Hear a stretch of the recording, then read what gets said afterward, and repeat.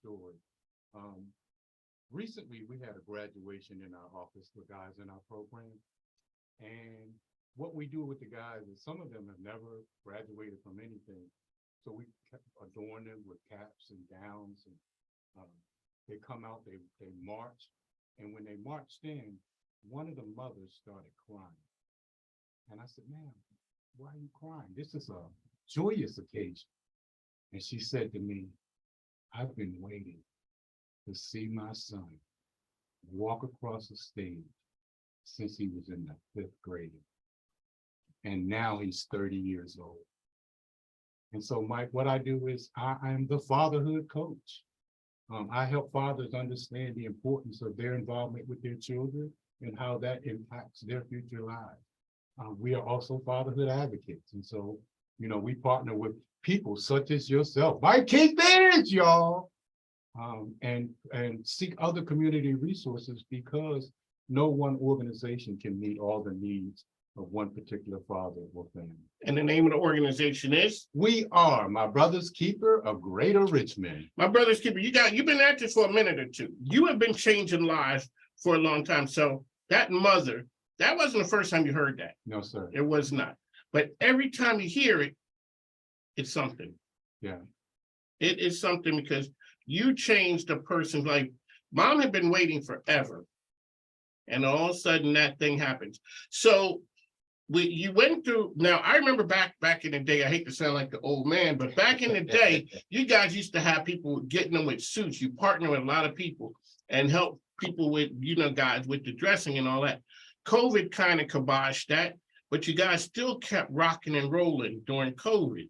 And after, talk about what you learned coming through COVID, and then what you do today, how it's changed you. Well, one of the things that we learned through COVID was that, we always knew that families were under attack. And so COVID brought about isolation. You had to separate. And so we knew that that was going to have devastating impact on the community.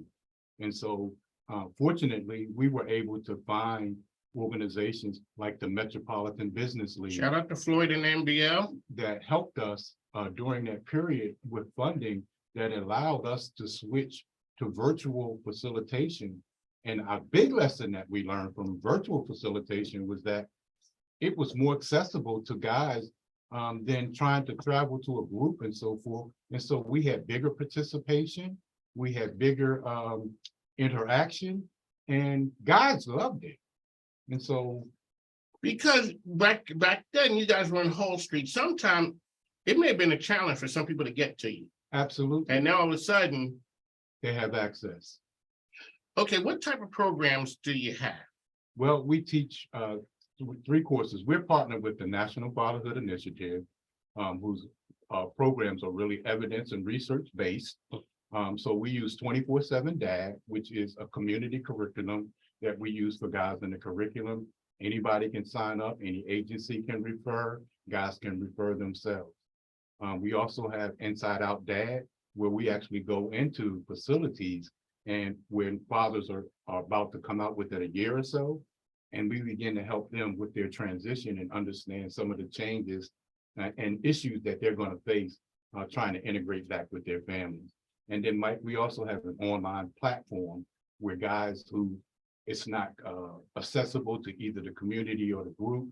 They may have time constraints with courts and things like that. We even have an online platform where they can go through self-paced. Now, a lot of times it would seem like if you and the missus, shout out to Mrs. Who is doing some great things out there, journalism extraordinaire. Yes. Okay. Got to shout out my wife, Monica Hayes, who's up in Pennsylvania today.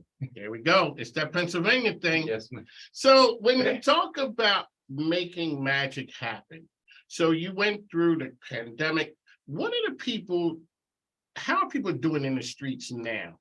Like we didn't came through the pandemic, people isolated. When you see people and they show up at the doorstep, what's it look like to you now? I'm glad you asked, Mike, because we're really boots on the ground. Families are broken. People are broken. Mental health is running rampant. We've all experienced a lot of trauma. And folks just don't generally know how to process those When are we better at the mental health thing than it? Because our people, we always just like, yo, put yourself, we ain't got time. We ain't got time for all that. We're good. And you ask the men all the time, we're good. And we're not good. We're not. Are we better now with the understanding the openness of the people that you talked about getting mental health help? Not initially. Most, there's a stigma in our community about just seeing doctors in general, because of things that have happened to us and, things that we see from our parents that may not have necessarily been true. But, I think that mental health is a part of holistic life, and we need to be